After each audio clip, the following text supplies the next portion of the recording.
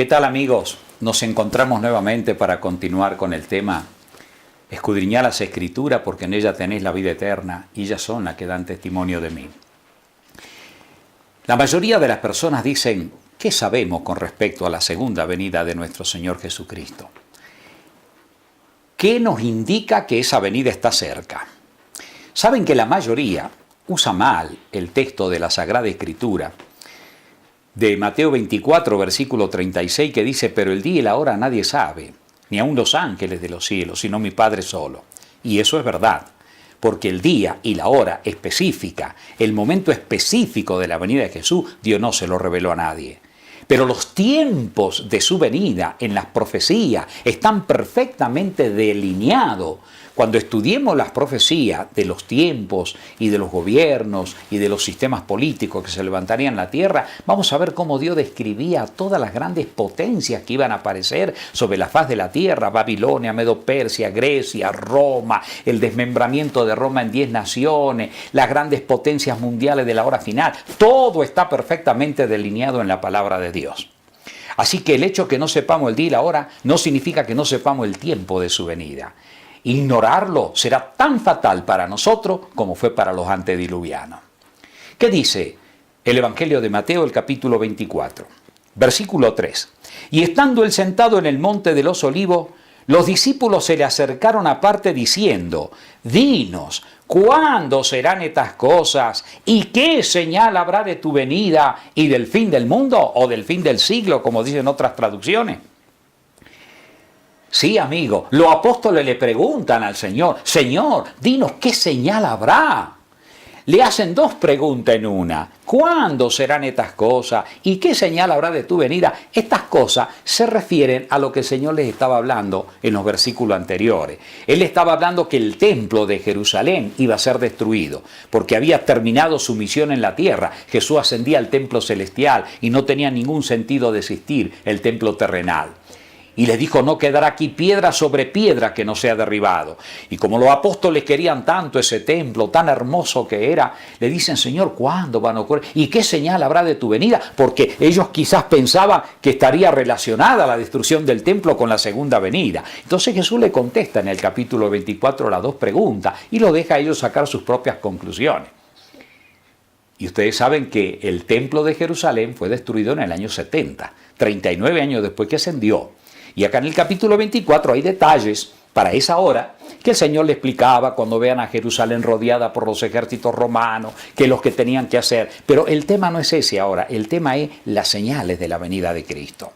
¿Qué responde el Señor Jesús? Acá en Mateo 24 el Señor va a responder muchas señales religiosas, políticas, físicas, cósmicas, hambrunas, terremotos, de todo tipo de señales precursoras de su venida. Pero miren cómo comienza el Señor Jesucristo. Dice el versículo 4, respondió Jesús, les dijo, mirad que nadie os engañe.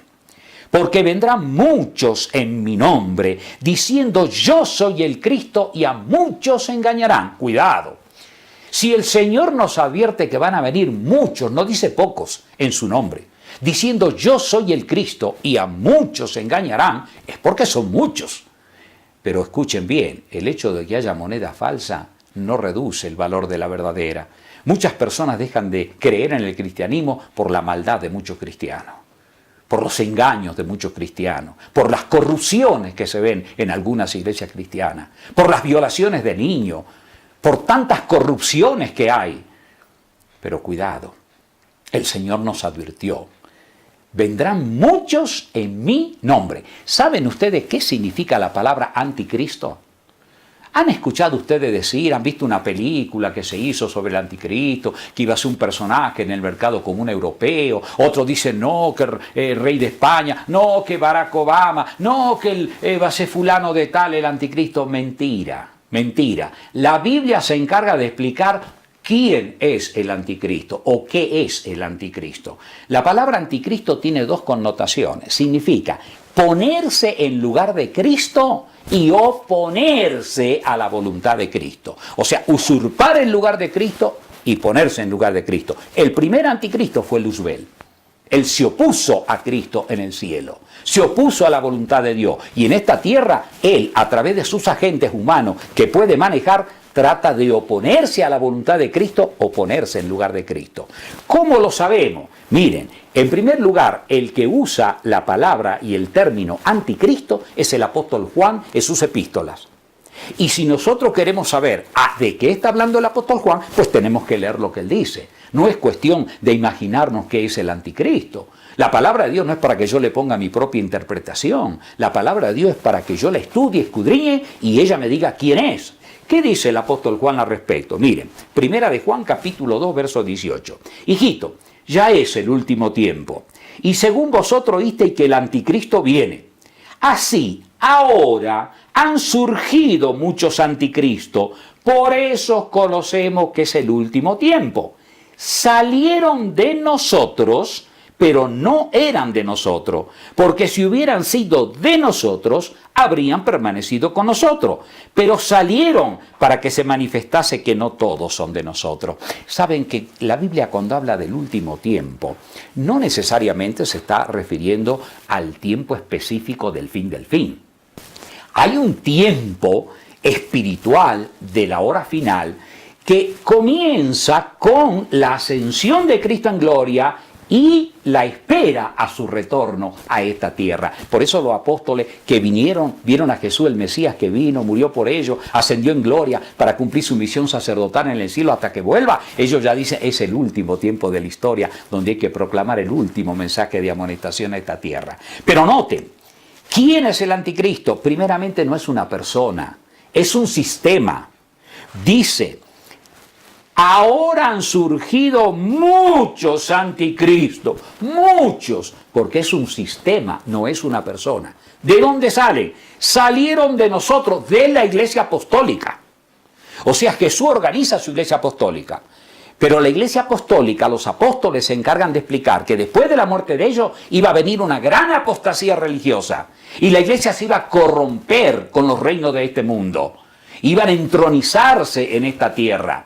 Miren cómo lo explica a eso el apóstol San Pablo.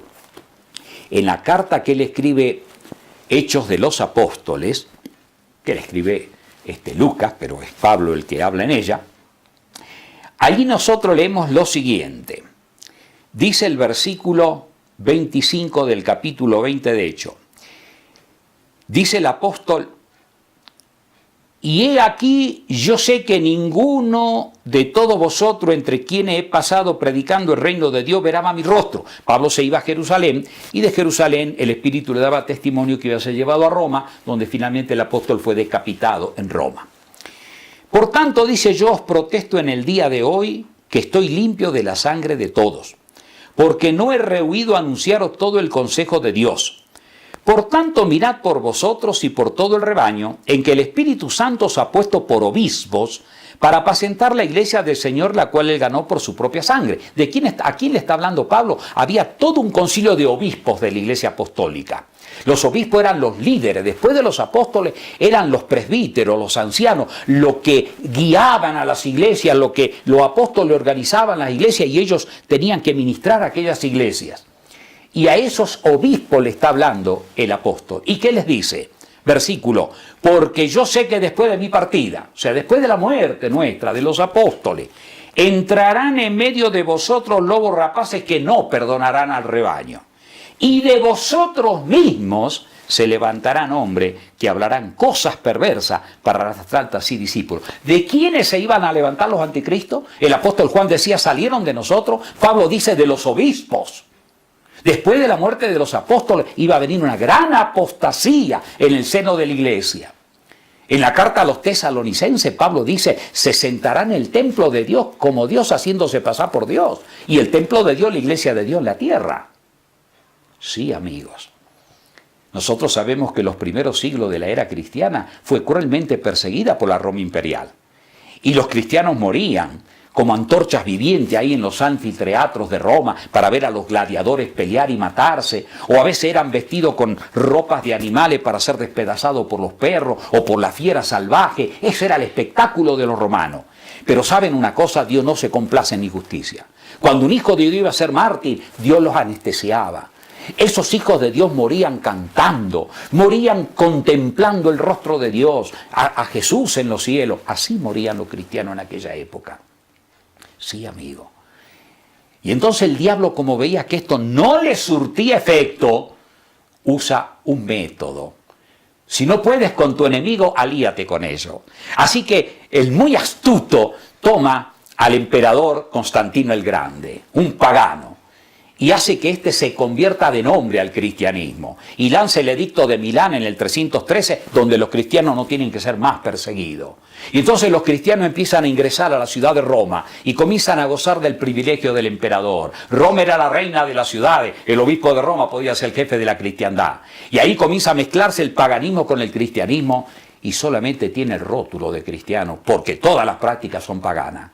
En los temas que hemos visto anteriormente, hemos visto pisoteado por el sistema católico romano el cuarto y el segundo mandamiento de la ley de Dios. En el tema 16 y 17 de esta serie, ustedes encuentran el segundo mandamiento: no te harás imagen ni ninguna semejanza. Y ahí lo vemos al sistema anulando todo eso y mostrándole a la gente un cúmulo de idolatría de santos y santas, incorporando a los antiguos dioses de los paganos. Y el cuarto mandamiento de la ley de Dios, ahí tienen en el tema 14, un cardenal que está explicando que nunca ha sido cambiado por la Biblia, que ese cambio lo hizo la Iglesia porque Dios le dio la potestad. Hemos visto que Jesús jamás le dio tal potestad a la Iglesia. Al contrario, dijo: más fácil cosa es que pasen los cielos y la tierra que se frustre una tilde de la ley. Y todo el sistema idolátrico comenzó a correr desde ese entonces. Y si ustedes ven la historia, los hijos de Dios que querían ser fieles y leales a la autoridad de la Biblia fueron perseguidos cruelmente. Muchas veces las hogueras en las cuales los quemaban eran alimentados por las Biblias, por los manuscritos que ellos leían. Sí, amigo, ese fue el sistema. La cara bonita que le presenta ahora al mundo. Y todo el mundo evangélico que está dándole la gloria al obispo de Roma es solamente para la fase final, antes que Jesús vuelva. Él no va a cambiar al mundo. Eso es una falsedad tremenda que las personas tienen que descubrir. ¿Qué dijo el Señor Jesús, volviendo a Mateo 24, con respecto a los sistemas religiosos que se levantarían en la hora final? Estamos viendo las señales religiosas de la hora final. Capítulo 7, versículo 21. Dice: no todo el que me dice Señor, Señor entrará en el reino de los cielos, sino el que hace la voluntad de mi Padre que está en el cielo. Muchos me dirán en aquel día. Noten, siempre el que es muchos. Quiere decir que no todo lo que tenga rótulo de cristianismo es cristianismo. No significa, escuchen bien, que en todas las denominaciones cristianas no haya fieles hijos de Dios, aún en la comunidad católica. La mayor cantidad de hijos de Dios ha estado en esa comunidad. De ahí salieron los grandes reformadores: Wycliffe, Hus, Jerónimo de Praga, Martín Lutero. Todos ellos salieron del sistema católico. Hay muchos hijos de Dios fieles. Acá estamos hablando de los sistemas cristianos falsos, que son señales precursoras del fin. Y Jesús está diciendo acá: muchos me dirán en aquel día, Señor, Señor, no profetizamos en tu nombre hicimos muchos milagros, en tu nombre echamos fuera demonios. Y el Señor Jesucristo le dirá: nunca os conocí, apartaos de mí, hacedores de maldad. ¿Qué tal? Si no hicieron los milagros en el nombre de Jesús, por Jesús mismo, y echaron fuera los demonios, por nombre de quien lo echaron, para que Jesús les diga: nunca os conocí, apártense de mí, obradores de maldad.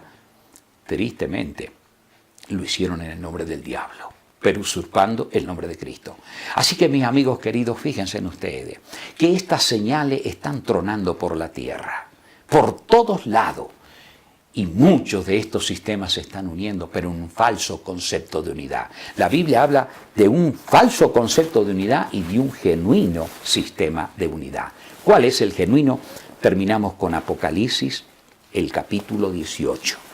El último mensaje de misericordia que oirán los mortales antes que se cierre la gracia de Cristo y Él se aliste para venir en esta tierra.